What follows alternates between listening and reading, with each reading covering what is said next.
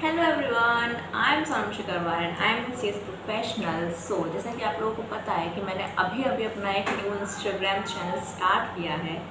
सो उस पर काफ़ी बच्चों के डीएम्स आ रहे हैं जिनने अभी अभी 12th क्लियर किया है एंड काफ़ी सीएस स्टूडेंट्स के भी डाउट्स आ रहे हैं कि सीएस एग्जीक्यूटिव कैसे क्लियर करें। उनका दिसंबर में एग्ज़ाम है तो 6 मंथ के अंदर कैसे पढ़ाई करें।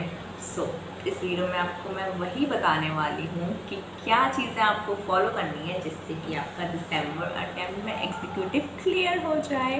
तो वो मैंने इस पेज पे सब नोट कर लिया है जो कि मैंने किया था जब मैंने अपना एग्जीक्यूटिव क्लियर किया था उस टाइम।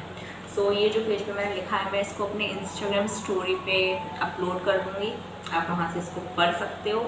तो चलो स्टार्ट करते हैं। सबसे पहले है कि know your exam structure.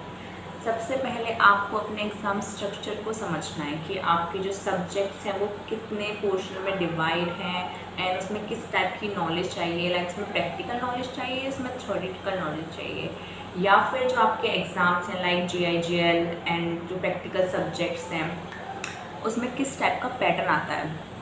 Like theory कितनी आती है, प्रैक्टिकल कितने आते हैं। तो सबसे पहले आपको ये समझना है। ओके, देन सेकेंड थिंग जो मैंने लिखी है वो है create a realistic study plan. अब बहुत बच्चे होते हैं जो एकदम अलग ही स्टडी प्लान बना लेते हैं, लाइक दिन में 12-12 घंटे पढ़ना है, उसमें बिल्कुल ब्रेक्स भी ऐड नहीं करते और एकदम पॉइंट टू पॉइंट बना लेते हैं। लाइक 7 बजे उठना है, 5 बजे ब्रश करना है। तो ऐसा स्टडी प्लान अगर आपने बना रखा है ना तो बिल्कुल गलत बना रखा है, मत बनाओ। मैं एक सेपरेट वीडियो बना दूंगी कि स्टडी प्लान कैसे बनाना है, बट अगर आपका ऐसा cut to cut study plan बना के रखा है आपने तो मत बनाओ, किसी काम का नहीं है। ओके, सो आपको स्टडी प्लान किस तरीके से बनाना है मैं थोड़ा बताती हूँ।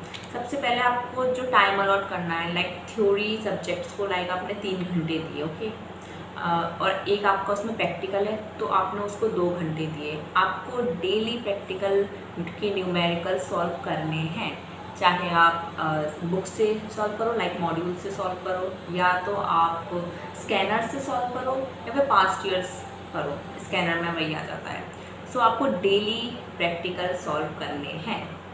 एंड सेकेंड चीज़, आपको स्कैनर के लिए टाइम निकालना है कि हाँ 1 घंटे मुझे स्कैनर सॉल्व करना है या आधे घंटे सॉल्व करना है, बट सॉल्व करना है। क्योंकि आप जब स्कैनर सॉल्व करोगे तो आपको पता चलेगा कि किस टाइप के क्वेश्चंस आते हैं, लाइक केस स्टडीज़ किस तरीके से आती हैं, प्रैक्टिकल्स क्वेश्चन किस तरीके से आते हैं, और जो थ्योरेटिकल क्वेश्चन आते हैं वो कैसे आते हैं। देन थर्ड थिंग कि आपको क्विक नोट्स बताने हैं, like flash cards and charts, mind maps, ये आपको बनाने हैं। इसके लिए भी आप एक टाइम अलॉट कर लो, या फिर जब आप वो चैप्टर पढ़ रहे हो उसी के साथ आप साथ नोट्स बनाते जाओ उसके शॉर्ट। जब आप लास्ट में एग्ज़ाम के लिए रिवाइज करोगे तो वो आपके बहुत काम आएंगे, सीरियसली बहुत काम आएंगे। फिर है आप मॉड्यूल पे फोकस। सबसे पहले आप मॉड्यूल को फोकस करो, लाइक जो केस स्टडीज़ दे रखी हैं उसमें उनकी समरीज बनाओ, क्योंकि केस स्टडीज़ बहुत बड़ी बड़ी आ जाती हैं, आप पूरी केस स्टडीज़ तो नहीं पढ़ सकते, है ना। एक बार पढ़ लो, उसके बाद उसकी समरी लिख लो और बार बार उसी को रिवाइज करो, ठीक है। एंड मॉड्यूल्स में जो प्रोविजंस हैं आपको लॉजिक समझना पड़ेगा कि उस प्रोविजन को क्यों बनाया गया है, तब आपको जाके वो प्रोविजंस याद होंगे। ऐसे रट्टाफिकेशन मत करना, क्योंकि प्रोविजन में रट्टाफिकेशन काम नहीं आता है, क्योंकि जब एग्ज़ाम में क्वेश्चंस आएंगे ना तो वो थोड़े केस स्टडीज़ बेस आएंगे। लाइक कंपनी लॉ का एग्ज़ाम ले लो, सब उसमें केस लॉ क्वेश्चन आएंगे। थ्योरेटिकल पोर्शन सिर्फ 20 आएगा, लाइक जो डायरेक्ट क्वेश्चन 20 समथिंग मार्क्स का ही आएगा, उससे ज़्यादा तो नहीं आएगा, लाइक सारे केसेस आएंगे। तो आपको समझना पड़ेगा कि ये प्रोविज़न क्यों दे रखा है। ओके, देन मैंने नेक्स्ट चीज़ लिखी है प्रैक्टिकल सब्जेक्ट। तो प्रैक्टिकल सब्जेक्ट को कैसे पढ़ना है, ये बहुत मेरे पास अभी मैसेज भी आते हैं मेरे व्हाट्सएप पे, मेरे इंस्टाग्राम पे, कि प्रैक्टिकल सब्जेक्ट में कुछ नहीं हो पाता। तो पहले से मैंने अभी स्टार्टिंग में बोला था आपको डेली प्रैक्टिस करनी है। आपको फॉर्मूलाज याद नहीं होंगे, आपको इस कॉन्सेप्ट समझ नहीं आएगा, आपको ज़्यादा प्रैक्टिस नहीं करोगे क्वेश्चंस को, जितने हो सकते हो उतने प्रैक्टिस करो, डेली प्रैक्टिस करो, स्कैनर्स प्रैक्टिस करो। एंड फॉर्मूला जो होता है वो एक काम करो, एक शीट बनाओ फॉर्मूले की एंड उस पर सारे फॉर्मूले लिख लो चैप्टर वाइज। एंड जब भी आप क्वेश्चन सॉल्व करोगे उस फॉर्मूले की शीट को बगल में रख लो, वहाँ से फॉर्मूला देखो एंड क्वेश्चन सॉल्व करो, फॉर्मूला देखो क्वेश्चन सॉल्व करो। तो इससे आपके क्वेश्चन जो हैं वो ईजिली सॉल्व हो जाएंगे, ज़रा टाइम नहीं लगेगा। देन है ओके, हो गया। फिर है स्टडी अपडेट। लाइक जो आपके अमेंडमेंट्स आ रहे हैं उनके हिसाब से पढ़ो। लाइक आपने कोई पुराना कॉन्सेप्ट पढ़ लिया, अमेंडमेंट कुछ और आ रहा है तो वो नहीं चलेगा, इसलिए जो अमेंडमेंट्स दे रखे हैं उसके हिसाब से पढ़ाई करो। ओके, देन नेक्स्ट है राइटिंग प्रैक्टिस। जैसा मैंने पहले बोला था कि स्कैनर सॉल्व करना है तो आप राइटिंग प्रैक्टिस स्कैनर के हिसाब से कर सकते हो।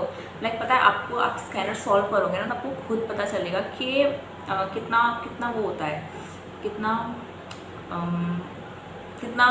इम्प्रूवमेंट होता है आपकी राइटिंग प्रैक्टिस में। लाइक राइटिंग प्रैक्टिस का मतलब ये नहीं कि आपको अपनी राइटिंग सुधारनी है, नहीं। राइटिंग प्रैक्टिस का मतलब ये है कि आपको एग्ज़ाम में क्वेश्चन लिखने आने चाहिए। जैसे क्वेश्चंस आ रहे हैं आपको उनका प्रोविज़न आना चाहिए, फिर जैसे कि प्रोविज़न, फैक्ट, कंक्लूजन, तो आपको ये लिखना आना चाहिए कि आपको कैसे उसे प्रेजेंट करना है ताकि एग्जामिनर आपको मार्क्स दे। कोई डाउट हो तो ये है मेरी इंस्टाग्राम आईडी, आप इस पर मुझे मैसेज कर सकते हो या फिर कमेंट सेक्शन में मैसेज कर सकते हो, मैं पढ़ लूँगी और कुछ भी रेलिवेंट क्वेश्चंस में तो मैं उनका आंसर दे दूँगी। बाय।